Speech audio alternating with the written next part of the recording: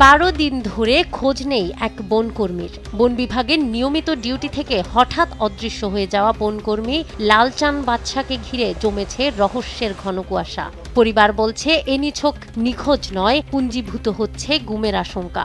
আর অভিযোগের কেন্দ্রবিন্দুতে রেঞ্জ কর্মকর্তা মোশাররফ হোসেন। 27 নভেম্বর গভীর রাতে ডিউটিতে ছিলেন লালচান বাদশা। পরের দিন সকাল থেকেই নিখোঁজ তিনি। প্রথমে দাবি ওঠে 31 লাখ টাকা আত্মসাৎ করে পালানোর। সঙ্গে দেখানো হয় একটি চিরকুট, যেখানে লেখা, রাতে অফিসে কাজ করলে 2 জন থাকা দরকার, আমার মৃত্যুর জন্য কেউ দায়ী নয়। কিন্তু ঠিক এখান থেকেই শুরু হয় রহস্যের সূক্ষ্ম জট। নিখোঁজের বিষয়টি জানাজানির পর তড়িঘড়ি করে 2টি সাধারণ ডায়েরি করেন রেঞ্জ কর্মকর্তা। একটি লালচানের নিখোঁজ হওয়া নিয়ে, অন্যটি টাকা, ব্যাংক ড্রাফট, প্রে অর্ডার ও রসিদ বই হারানোর অভিযোগে। শুধু তাই নয়, রেঞ্জ কর্মকর্তার নিজের ড্রয়ারে চাবি থাকা অবস্থায়ও লকার ভেঙে টাকা ও কাগজপত্র উদ্ধারের নাটক সাজানো হয়, যা মোবাইলে ধারণ করেন আর এক বনকর্মী। সরিয়ে ফেলা হয় সেদিন রাতের সিসিটিভি ফুটেজ। পরিবারের দাবি, বড় কোনো সত্য আড়াল করতেই করা হয়েছে এমনটা।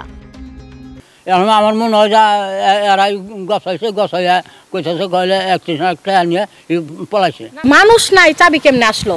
আবার হইলো টাকারই করলো, দাবি করলো, এখন বলতেছে টাকা জমা হয়ে গেছে। তার জন্য আমার মনে হয় যে এখানে কোনো চক্রান্ত চলতেছে। নিজেকে নির্দোষ দাবি করেছেন রেঞ্জ কর্মকর্তা মোশাররফ হোসেন। তার ভাষ্য, প্রথমে টাকা হারানোর বিষয় মনে হলেও পরে লকার থেকে উদ্ধার হয় টাকা ও নথি। তবে রেঞ্জ কর্মকর্তার ভূমিকা কার্যত রহস্যে ঘেরা বলছেন স্থানীয় চেয়ারম্যান ফরিদ আলী। ঘটনার তদন্ত করছে বন বিভাগ ও আইন শৃঙ্খলা বাহিনী। গুমের ঘটনা কিনা তদন্তেই বেরিয়ে আসবে সত্যটা।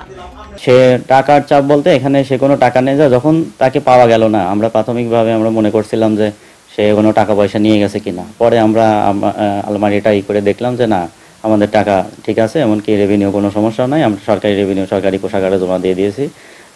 আর এখানে তাকে তো পাওয়াই যায়নি, আমরা টাকার চাপ দেবো কিভাবে? এরকম আসলে এটা তো একটা গ্যাপ থেকেই যায়।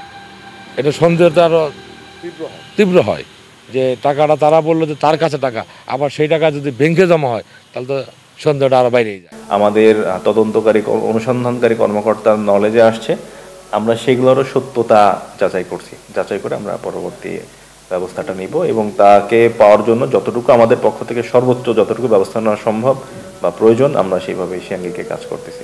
মধুপুর রেঞ্জ অফিস থেকে নিখোঁজ হওয়া বনকর্মী লালচান বাদশা বেঁচে ফিরবেন কিনা তা এখন নির্ভর করছে অনুসন্ধানের ফলাফলের উপর।